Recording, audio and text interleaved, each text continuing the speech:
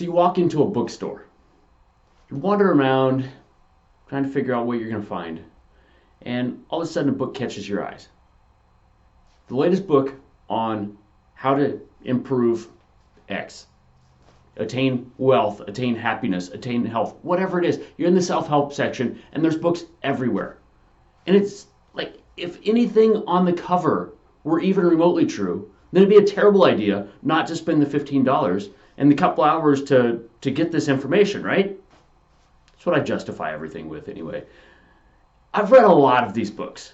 There are a ton of these books out there, and I've read a lot of them. I enjoy reading them. I think they have some very good information in them. But when we look at the books themselves, most people aren't going to be able to attain the success that is listed on the cover. And I know that that's frustrating, but there's multiple layers of evidence to this. If you could attain all of that stuff with the information that's in that book, why do we need a million different types of books there? I mean, fiction, that's one thing. But when there's self-help, if we had the book that had all of it in there, like, we just need one book, right? Makes sense. But that's not the only reason that people won't attain this. There will be some people that become wildly successful with these books. There's going to be most people that just, they find little change with the books. And the big reason behind this is your neurology has to come before your psychology. And there's a term called neurocentrism, where the brain controls everything. The brain does control everything. And psychologists don't like this term. They don't like this philosophy because they think it takes away from them. And that's not the case. Neurocentrism is making sure that the brain works the way that the brain is supposed to work. If we have a highly functioning brain, then everything else is easier. Does that mean we don't need psychology? No, but we have to have the brain functioning the way that it needs to before that psychology really takes the effect that we want it to have. Everybody has those, the thoughts that are, symptoms of depression or whatever. You get down every once in a while, or you have that frustration or different things like that, but you don't necessarily have the outward clinical appearance of it. And that's the big difference between this, is everybody has those thoughts. But when we have a brain that's working the way that it's supposed to, we can turn those off. We don't have to express those. So neurology comes before psychology, but psychology is still needed. Now, why do we even have issues with this? Why is this something that we even need to talk about? The brain doesn't fully mature until around age 25. And there's new research out that says, maybe into the 40s. And it's not something that's widely accepted yet, but there is new research that's challenging this. But when we look at it, those that have a developmental delay of any kind, and not all developmental delays are something that is outwardly apparent. So just because a child doesn't walk on time or doesn't crawl on time or doesn't speak on time, that doesn't necessarily mean they don't have some sort of a delay. Not all delays are outwardly evident. It could be in the stress response. It could be in visual response. It could be in blood. There's a million different ways that this could show up. There's a lot of different networks in the brain, and if one is knocked down just a little bit, you don't necessarily see a major outward appearance of it. But any time that we have an immaturity in there, we're more likely to show signs of like anxiety or depression or autoimmunity or different things like that later in life. And the big reason that a lot of this comes about is stress. When we're under high levels of stress, that's what really brings this on. Fatigue, stress, any kind of illness. Those are the times when we see these types of things really come out. Now, the human brain is born very, very immature. It is the most immature of all mammals. And the reason for this is when we went to bipedalism, our pelvis shrank. It went down into a smaller deal. To get through the birth canal, our heads also had to be small enough. So we have to be born with very immature brains to get the head out of the birth canal. And this offers some incredible strengths to us. It allows us to develop a lot of learning and a lot of knowledge as we go, but it also presents some challenges. We have an exposure to a lot of environmental things that we really shouldn't. Well, not necessarily that we shouldn't. I shouldn't really say that we shouldn't have that exposure because the environment is what shapes us. But there are things in our environment that are probably not as good for us as what we should be. We see thousands of plastics in our ecosystem today that we've never been exposed to. Technology is something that we've never been exposed to this level of technology or anything like that. So there's a lot of things in our environment that we don't know the impacts long term, but we see that it has an impact in some way, shape, or form. Over the course of the pandemic, we saw major changes in people with depression and anxiety. From 2001 to 2011, this is pre-pandemic, we saw that there were 15.6% increase in childhood disability, with neurodevelopmental disorders being the biggest increase at 20.9%. And the thing that may surprise a lot of people in there are the people that are at 400% of the poverty level saw a 28.4% increase. That's from Houtro. And that's kind of shocking, right?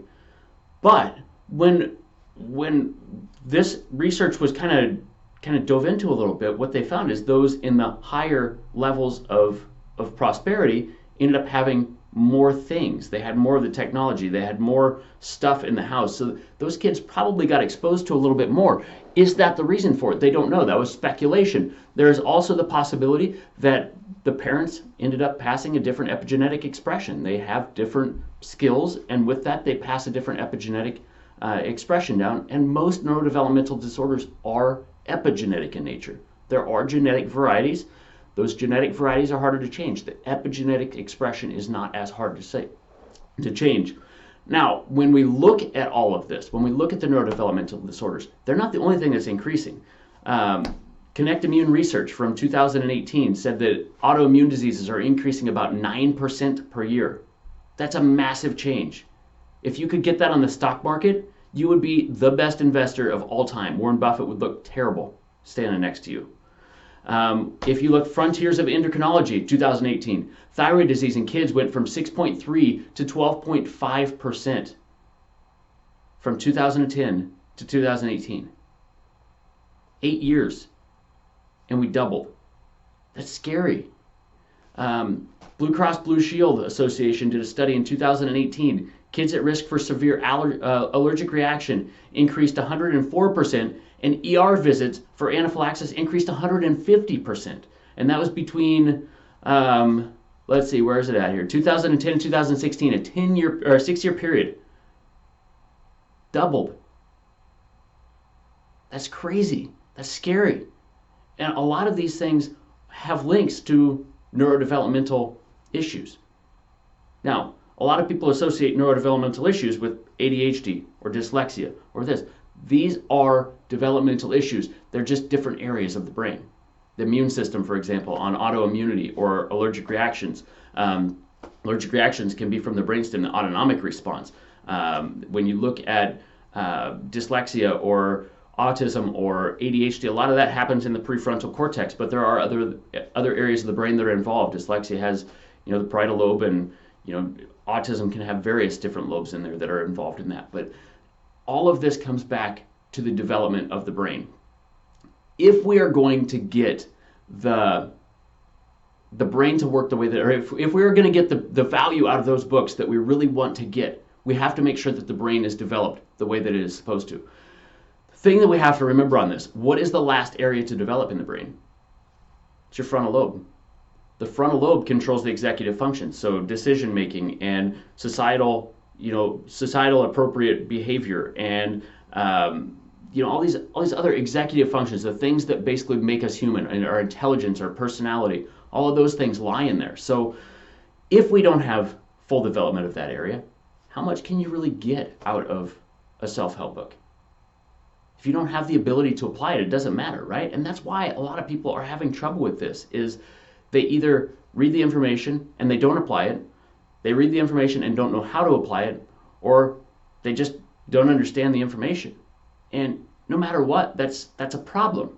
And that's the reason we have so many of those self-help books out there. Are those self-help books awesome? I love them. Like they're one of my favorite types of books. I read a ton of them. Over the last 15 years, I bet I've read 750 titles, and a lot of those are under that category. So, what does this look like in reality? The people that are struggling with this are going to be the ones that keep approaching the problems in the same way. They have this big picture painted, but they're not able to take the action to get there. They may have poor organizational skills, or they may be overly organized, so organized that they are paralyzed by not being able to do anything because they're organizing. They may have just thoughts that are just hard to overcome. There are a lot of ways that this can present. And we have to be able to get over this. But a lot of this comes from that prefrontal cortex. And if we can get that prefrontal cortex to integrate with the other areas the way that it's supposed to fire the way that it is supposed to, when we get that connection, that maturity, that development, that's where you're really going to succeed. So if you are struggling with these same repetitive things over and over again, it doesn't mean that you shouldn't keep reading those self-help books. What we should be doing is looking at the function of the brain. And when we look at the function of the brain, we want to use normalized data, because normalized data looks at the population as a whole. It takes the whole group in and it says, this is where you should be. Are you over here? Are you in here? Are you out here? Wherever you're at, you know where you're starting at. And we know if you make progress if we test you again, right? If we have that normalized data, are you making progress? Are you moving away? Are you staying where you're at? We know, is the thing that we're doing working for this? If it's not, you need to change the approach. If it is, you keep going until you get to where you want to be. And that's the big thing on the normalized data. Are you doing better? Hard question to answer, right? Do you have more energy? Hard question to answer. Are you getting more done? Again, it's a hard answer because most people mistake busyness for productivity. They think the more that they do, the more productive they are. But the two are not the same. Being busy and being productive are two different things. You might be able to do one massive thing that is very productive, not do the 100 other things here. There's a big difference in all of this stuff, and that's the big thing, and that's really what we have to look at. How is the neurology functioning? How can we get it to function better? And when we do that, these self-help books are going to make a massive change for you. Now, if you're interested in learning a little bit more about how your brain is firing, which side of your brain is dominant, to give you a little bit better idea of this, over on the side there, the hemispheric checklist is something that's totally free. It's something you can just click on the link. It's not going to be something that sends you a ton of spam email, anything like that. It's just going to be the test, and we might send out a weekly email just to update you on things. But if you love, if you love reading these books, if you want to move forward, if you find yourself stuck, this can be a very, very powerful tool in helping you get there. As always, like, subscribe. It really helps me understand what you guys like, what you guys want more of. I appreciate you guys, and I'll see you next time.